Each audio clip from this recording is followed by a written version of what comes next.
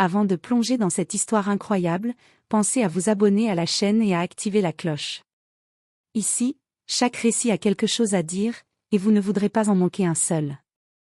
Le monde s'est éteint. D'abord, il y a eu un grand vide. Puis un son. Un battement. Son propre cœur. Sourd, régulier, presque trop fort. Michael Reed ouvrit les yeux, ou du moins, il crut le faire. Car tout était noir. Un noir total, compact, impénétrable. Il tenta de bouger. Son bras heurta une paroi de bois à quelques centimètres de son visage. Il tendit l'autre bras, rencontra la même résistance. Le souffle court, il toucha autour de lui, bois au-dessus, bois en dessous, bois sur les côtés. Un espace minuscule. L'odeur du pain verni et de la terre humide. Et soudain, la vérité, brutale. Je suis enfermé. Sous terre. Une panique animale monta en lui. Il se redressa brusquement, mais son crâne cogna contre le couvercle. Le choc résonna faiblement, comme étouffé par une épaisse couche de terre. Il frappa du poing. Une fois. 2 fois. Le son mourut aussitôt, avalé par le silence du monde souterrain. Il cria. Un cri long, rauque, désespéré. Mais aucun écho. Aucun secours. Le silence revint, plus terrifiant encore. Il tenta de se rappeler, la veille, le dîner avec Lorraine, le vin rouge, le goût amer sur sa langue. Puis un vertige, le sol qui se dérobe, la voix de Jack Turner, et puis, plus rien. Maintenant, il n'y avait que le noir. Et ce battement. Toujours ce battement. Bouge, respire, réfléchis, se disait-il. Ne panique pas. Tu dois économiser ton air. Mais l'air, il le sentait déjà s'épaissir, devenir chaud et lourd. Chaque respiration semblait lui voler un peu de vie. Il porta ses mains à sa bouche, la poussière collait à ses lèvres. Il toussa, le bruit résonna contre le bois. L'espace devenait plus étroit, comme si les parois se refermaient lentement sur lui. Des gouttes de sueur lui coulaient sur le front, glissant dans ses yeux. Il frappa encore, ses phalanges éclatant contre le couvercle. Le bois craqua légèrement. Un filet de terre s'infiltra, tombant sur son visage. Il se figea. La première pelletée venait de retomber. Au-dessus de lui, des pas. Des voix lointaines. Puis le sourire du silence. Le bruit du monde s'éteignit pour de bon. Le cercueil vibra légèrement, un poids colossal venait de se poser sur lui. Michael hurla encore, de toutes ses forces, jusqu'à ce que sa gorge se déchire. Mais la terre ne répond jamais aux vivants. Alors il ferma les yeux. Et écouta son propre cœur battre dans le noir. Comme un dernier rappel que, pour l'instant, il était encore en vie. Un goût métallique emplissait sa bouche. Michael Reed émergeait lentement d'un sommeil lourd, cotonneux, comme s'il sortait d'une eau épaisse. Sa tête lui faisait atrocement mal, chaque battement de son cœur résonnait dans ses tempes. Il tenta d'ouvrir les yeux, rien. Le noir absolu. Il essaya de bouger la main droite, elle heurta une surface lisse et dure, à quelques centimètres de son visage. La gauche, même chose. Il se figea. Pendant un instant, il crut rêver. Peut-être un cauchemar, une anesthésie, un effet secondaire d'un médicament. Mais non. L'odeur de bois brut, d'humidité et de terre humide était bien réelle. Le silence aussi. Un silence si total qu'il pouvait entendre son propre souffle résonner contre les parois. Alors, lentement, la panique monta. « Allô » cria-t-il, la voix tremblante. Aucune réponse. Il frappa une fois, du poing, puis 2. Le bruit était étouffé, mat. Le son d'un cercueil. Michael sentit la terreur grimper le long de sa gorge, froide et acide. Il frappa plus fort, de toutes ses forces. À l'aide. Je suis là. Rien. Juste un écho vide. Il respira plus vite, beaucoup trop vite. L'air, déjà chaud et saturé, sembla se raréfier encore. Il posa les mains sur sa poitrine pour se forcer à respirer lentement. Ses doigts tremblaient. Il pouvait sentir chaque vibration de son cœur battre contre ses côtes. Il essaya de penser.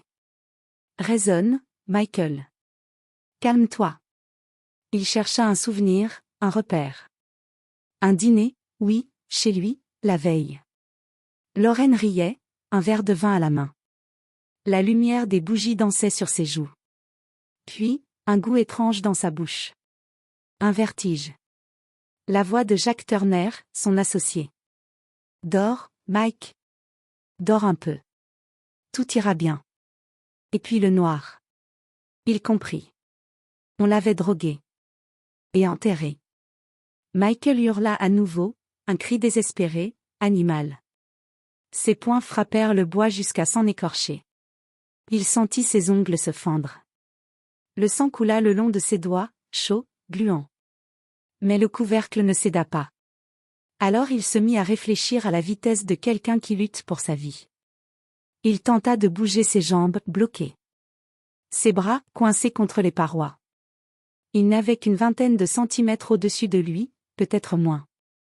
Il prit conscience de l'air. De plus en plus lourd. De plus en plus chaud. Il inspira. Une odeur de terre et de décomposition lui monta à la gorge. Il toussa, suffoqua. Ses yeux, inutiles dans le noir, pleuraient tout seuls. Le temps semblait se dilater. Une minute ressemblait à une heure. Une heure à un siècle. Puis il sentit quelque chose glisser sur sa joue, un grain de terre, tombé d'une fissure minuscule dans le bois. Un signe. Au-dessus de lui, il y avait le sol. Des mètres de terre. Peut-être plus. Il se figea, incapable de respirer. Tout à coup, il entendit un craquement. Léger. Comme un mouvement au-dessus. Il cessa de bouger. Était-ce un pas? Un animal? Une illusion? Le silence revint, absolu. Son esprit commença à dériver entre raison et délire. Il pensa à Lorraine, à son sourire, à ses mains douces sur son visage. Tiens bon, Michael. Tiens bon. Mais la panique revenait, implacable. Il se mit à frapper encore. Les coups faisaient vibrer le bois, mais chaque bruit était avalé par la terre. Il hurla jusqu'à perdre la voix. Et dans le noir, épuisé, il laissa retomber ses bras. Son souffle devenait court. Son front collait au couvercle. Et une pensée atroce traversa son esprit. Personne ne viendra. Il ferma les yeux, la gorge sèche. Et murmura dans le vide. Lorraine, si tu m'entends, pardonne-moi. Le silence. Il n'y a plus que cela, comme une mer lourde dans laquelle il se noie lentement. Michael Reed ne sait plus depuis combien de temps il est ici. 1 heure? 10? Une journée entière? Le temps n'a plus de forme dans le noir. Chaque respiration devient un combat. L'air est vicié, presque chaud. Quand il inspire, il sent la poussière lui brûler la gorge. Ses doigts, ensanglantés, tremblent encore contre le bois du cercueil. Pour ne pas perdre la raison, il ferme les yeux, même si cela ne change rien, et force son esprit à revenir en arrière. Il doit comprendre. Trouver pourquoi il est ici. Il sait que s'il reste concentré, il peut trouver une issue. Ou au moins, mourir en comprenant. Des images floues reviennent, tremblantes. Lorraine. Le dîner. Son rire, sa robe bleu nuit, la chandelle qui vacille entre eux. Puis un goût amer sur sa langue. Un vertige. Et Jack Turner, son associé, penché sur lui, le visage à moitié éclairé. Tu n'aurais jamais dû fouiller là-dedans, Mike, avait-il murmuré. De quoi, tu parles? C'est fini, mon vieux. Tu sais trop de choses. Et le noir. Michael ouvre brusquement les yeux. Jack. C'est lui. Il comprend enfin, le dossier sur le sénateur Hughes. Les preuves de détournement, les photos, les enregistrements. Ils avaient promis à Michael qu'il ne s'en sortirait pas. Et Jack, qu'il considérait comme un frère, a choisi son camp. Une colère froide remonte en lui, plus forte que la peur. Il frappe le bois, pas pour crier, mais pour rester vivant, pour se rappeler qu'il existe encore. Tu m'entends, Jack? hurle-t-il dans le noir. Tu crois que tu m'as enterré? Tu te trompes. Ses poings martèlent la planche jusqu'à ce qu'elle vibre. Mais soudain, il s'arrête, de la terre commence à s'infiltrer par une fissure minuscule, tombant en poussière fine sur son visage. Il se fige, l'esprit en alerte. S'il continue, le cercueil pourrait s'effondrer sur lui. Le dilemme le déchire, frapper et risquer d'être enseveli, ou ne rien faire et manquer d'air. Son instinct d'enquêteur refait surface. Il évalue mentalement la situation. Le bois semble neuf, épais. Cercueil standard, probablement à 1,5 ou 2 mètres de profondeur. Il a peut-être 1 heure d'air, peut-être moins. Il ferme les yeux et tente de calculer sa respiration, une inspiration lente, une expiration plus longue. Mais son cœur bat trop vite. Chaque seconde, il entend le sang pulser dans ses oreilles comme un tambour. Il pense à Lorraine. À ses mains fines, à son parfum de jasmin. Il imagine son visage quand elle découvrira qu'il a disparu. Peut-être qu'elle cherchera. Peut-être qu'elle trouvera. Une larme glisse sur sa tempe, froide. Puis une autre. Non, se dit-il. Tu ne vas pas mourir ici. Pas comme ça. Il commence à chercher dans ses poches, frénétiquement. Peut-être qu'ils ont oublié quelque chose. Ses doigts rencontrent du tissu froissé, un bouton arraché, un morceau de papier humide. Il le porte à son nez, l'odeur du vin. Du chloroforme. Une preuve de plus que tout cela a été planifié. Alors il comprend, il a été drogué, mis dans ce cercueil, et enterré pour disparaître. Mais il n'est pas encore mort. Soudain, un bruit. Infime. Un craquement au-dessus de lui, comme un mouvement. Michael retient son souffle. Il croit entendre un pas? Un frottement? Il frappe, faiblement. Et, je suis ici. Rien.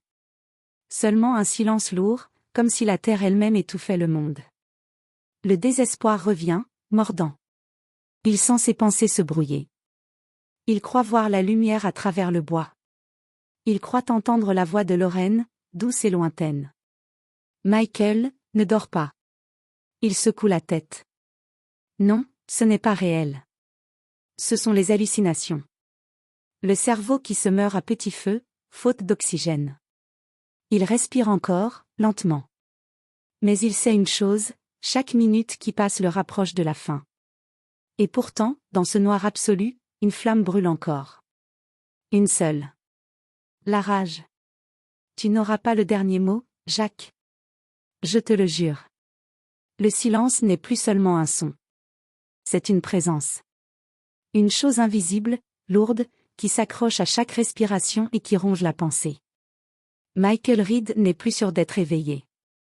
Ses paupières brûlent. Son souffle est court, et l'air, désormais, a une densité étrange, presque liquide. Il sent sa propre respiration se heurter au bois, revenir vers lui comme un souffle de mort. Le temps s'est effacé. Il n'y a plus ni avant, ni après. Seulement le noir. Il essaie de compter pour rester conscient. 1, 2, 3, mais les chiffres se mêlent. Ses pensées s'effritent comme du sable. Sa gorge est si sèche qu'il peine à avaler. Il passe sa langue sur ses lèvres, du sang. Sous ses doigts, le bois est rugueux, humide. Il sent la poussière, les échardes, la terre qui s'infiltre lentement par les fissures. À chaque mouvement, une pluie fine de terre tombe sur son visage. Il ferme les yeux, serre les dents. Reste calme, Michael. Respire. Respire lentement. Mais son corps n'écoute plus. Son cœur bat si fort qu'il lui donne la nausée. Ses jambes tressaillent sans qu'il le veuille. Il croit entendre des sons. Des bruits étouffés. Des murmures. Mike. Il sursaute. Cette voix, douce, lointaine. Lorraine? Mike, réveille-toi. Il tend la main, frappant le bois du bout des doigts, comme pour la rejoindre. Lorraine. Je suis là. Mais la voix s'éteint.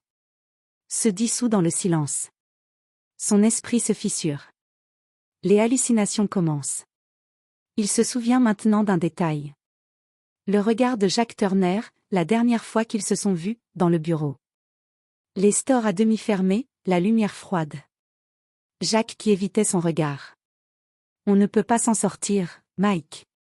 Ces gens ne plaisantent pas. On peut tout affronter, Jack. Ensemble. Pas cette fois. Et puis le poison dans le verre. Le sourire triste. La trahison parfaite. Michael serre les poings, une rage brûlante dans la poitrine. Il frappe à nouveau le bois, de toutes ses forces. Le bois se fend légèrement, laissant passer un souffle de poussière et de terre. Il tousse, crache. Sa gorge brûle. Mais il continue. Ses doigts creusent, grattent, arrachent le bois. Ses ongles se détachent, la douleur est vive mais réelle, la seule chose qui le garde humain. De la terre commence à s'écouler dans le cercueil. Fine, froide, impitoyable. Elle se répand sur son torse, dans ses cheveux, s'infiltre dans sa bouche. Il crache, tous violemment.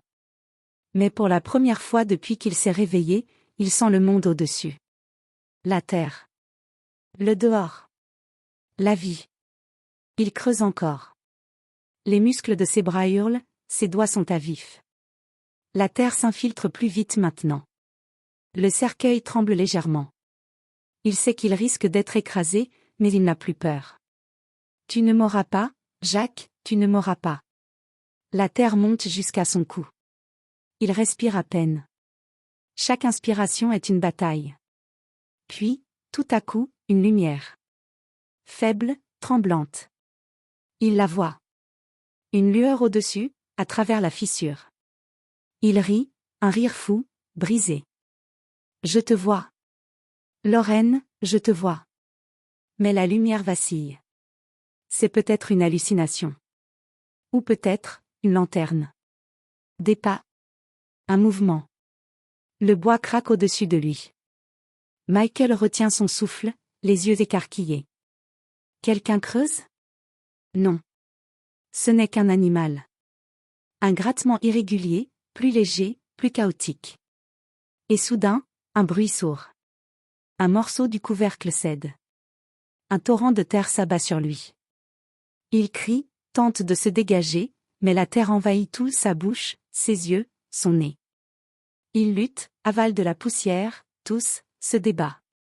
Et dans le tumulte, juste avant que tout ne devienne noir, il entend à nouveau la voix de Lorraine, claire, douce, presque réelle. Tiens bon, Michael. On arrive. Puis, plus rien. L'air manquait. Léo sentit une douleur aiguë traverser sa poitrine, comme si ses poumons imploraient un peu d'oxygène. Son cœur battait si fort qu'il pouvait entendre ses propres pulsations résonner contre les parois du cercueil. Il avait perdu la notion du temps, les secondes, les minutes, les heures, tout semblait se fondre dans une lente agonie. Un moment, il crut qu'il allait s'évanouir à nouveau. Mais une pensée violente le réveilla, je ne peux pas mourir ici. Il tâtonna, fouilla autour de lui dans l'obscurité. Ses doigts rencontrèrent la surface du bois, froide, lisse, solide. Il gratta, d'abord doucement, puis plus fort. Ses ongles se brisèrent contre la paroi. Le goût métallique du sang emplit sa bouche, mais il continua. Chaque geste était un cri silencieux contre la mort. « Quelqu'un, aide-moi » murmura-t-il d'une voix étranglée. Aucune réponse, bien sûr. Juste le bruit étouffé de sa respiration, le frottement du tissu du linceul contre sa peau moite, et le craquement du bois qu'il malmenait. Soudain, un souvenir éclata dans son esprit la nuit de l'enterrement. Il se revit allongé dans le cercueil ouvert, la lumière des chandelles dansant sur les visages de ses proches. Il entendait sa sœur, Megan, pleurer doucement. Il voulait bouger, leur dire qu'il était vivant. Mais son corps refusait. On avait déclaré son décès après un arrêt cardiaque. Son cœur s'était arrêté, mais pas assez longtemps. Il avait repris, trop tard, quand le couvercle s'était refermé. Un hurlement monta de sa gorge, un son si guttural qu'il ne se reconnaissait plus. Il frappa le couvercle de toutes ses forces. Le bois vibra, mais ne céda pas. La terre amortissait tout.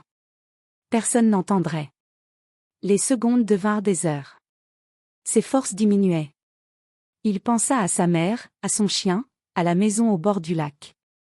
Il voulut revoir la lumière, sentir la pluie sur son visage. Il se mit à frapper de plus belle. Ses doigts saignaient, mais il continuait, animé par une rage primitive, une pulsion de survie qui ne s'expliquait pas. Puis, il sentit quelque chose. Un petit courant d'air. Faible. Infime. Mais réel. Il s'immobilisa, tendit l'oreille. Une fissure. Oui, juste au-dessus de lui. Le couvercle avait cédé légèrement, laissant passer un souffle de vie. Léo sentit ses larmes couler. Il redoubla d'efforts, creusant avec ses doigts, ses ongles arrachés, son souffle court. Chaque millimètre gagné devenait une victoire. Mais le sol, alourdi par la terre fraîchement tassée, commença à s'effondrer lentement sur lui. Il comprit alors, plus il creusait, plus il risquait d'être écrasé. Son cerveau tournait à toute vitesse. L'instinct le poussait à continuer, mais la peur du pire le paralysait. « Pense, Léo, pense », se dit-il en murmurant. Soudain, un bruit. Un son étouffé venant de l'extérieur. Des pas. Léo retint son souffle. Quelqu'un marchait au-dessus de lui. « Ici !» cria-t-il d'une voix brisée. « Ici ! Je suis vivant !» Il frappa de nouveau le couvercle, plus fort que jamais, espérant que les vibrations traverseraient la terre. Mais les pas s'arrêtèrent net. Silence. Puis, des voix. Des murmures indistincts, trop lointains. Léo hurla encore, jusqu'à ce que ses cordes vocales se déchirent. Et soudain, un bruit sourd retentit. Un coup de pelle. Puis un autre. Et un autre encore. Il éclata en sanglots de soulagement. On creusait. On le cherchait.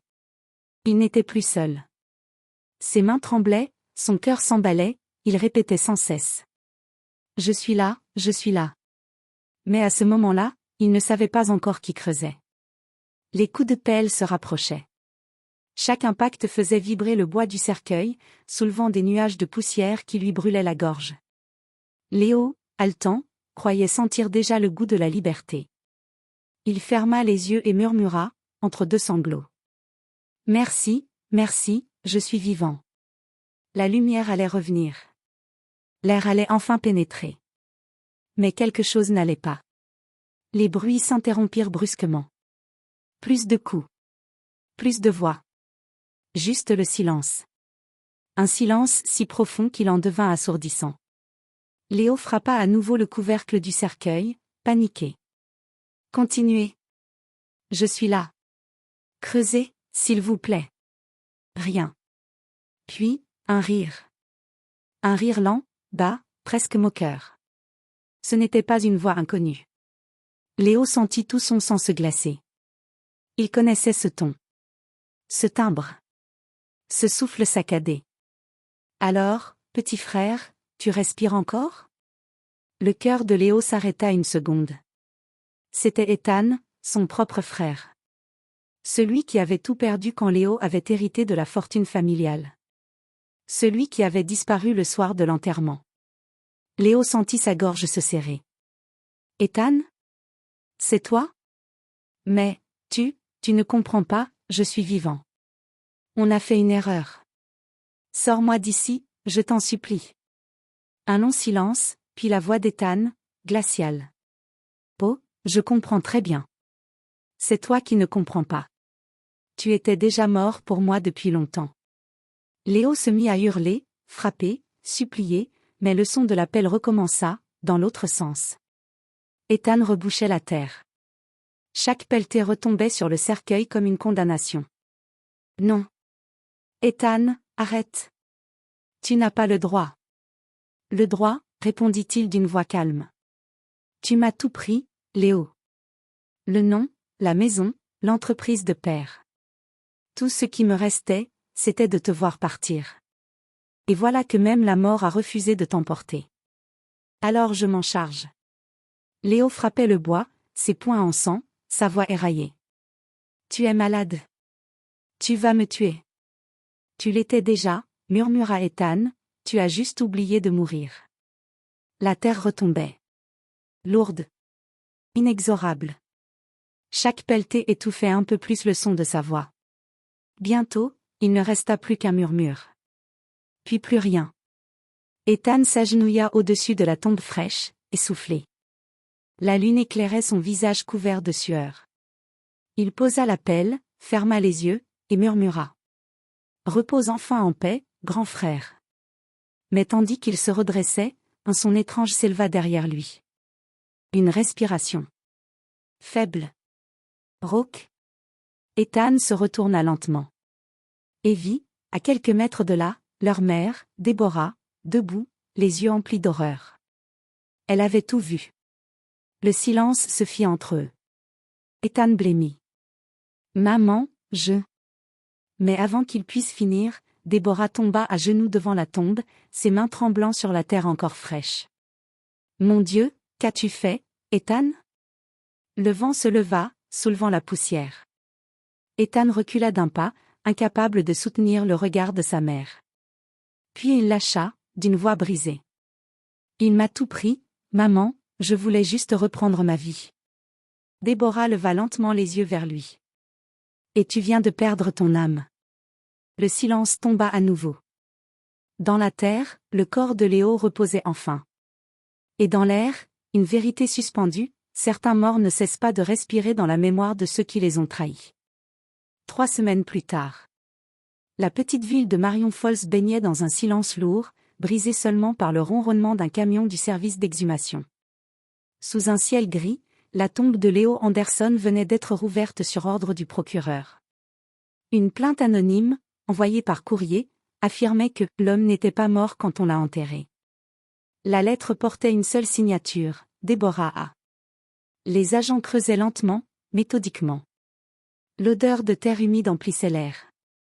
Déborah, enveloppée dans un manteau noir, regardait sans un mot. Son visage, ravagé par le chagrin, était tendu comme de la pierre. À ses côtés, le shérif Miller évitait de croiser son regard, il savait ce qu'il allait trouver. Quand la pelle heurta le bois du cercueil, un frisson parcourut tout le monde. On tira doucement le couvercle. Le silence se fit complet. À l'intérieur, le corps de Léo n'avait rien d'un mort paisible. Ses ongles étaient brisés, ses doigts en sang, ses traits figés dans une expression de terreur absolue. Ses poings étaient serrés, et sur le bois du couvercle, des marques profondes formaient des lettres gravées dans la douleur. Ethan. Un murmure parcourut le groupe. Déborah chancela. Elle posa une main tremblante sur la bordure du cercueil, les larmes roulant sur ses joues. Il a essayé de vivre jusqu'à la fin, souffla-t-elle d'une voix éteinte. Le shérif se redressa lentement. Madame Anderson, votre fils Ethan a disparu depuis le jour des funérailles. Vous savez où il est? Déborah secoua la tête, sans quitter le visage de Léo des yeux. Non, mais il ne peut pas fuir éternellement. La terre finit toujours par rendre ce qu'elle a avalé. Ce soir-là, elle rentra seule dans la maison familiale. Tout y était resté tel que Léo l'avait laissé, la guitare près du fauteuil, le manteau accroché à la porte, la tasse sur la table. Mais une chose avait changé. Sur le porche, elle trouva une enveloppe glissée sous la porte. À l'intérieur, une photo d'enfance, Léo et Ethan, souriant, bras dessus bras dessous. Au dos, une seule phrase écrite d'une main tremblante. Je n'ai pas pu dormir depuis ce jour. Pardon, maman. Aucune adresse. Aucun lieu. Mais une tache de terre, brune et humide, maculait le papier. Déborah s'effondra sur le sol, serrant la photo contre elle, tandis qu'à travers la fenêtre, le vent faisait vibrer les arbres du jardin comme une plainte venue d'outre-tombe. Et au loin, dans la nuit, on aurait pu jurer entendre 3 coups étouffés, comme s'ils venaient de sous la terre.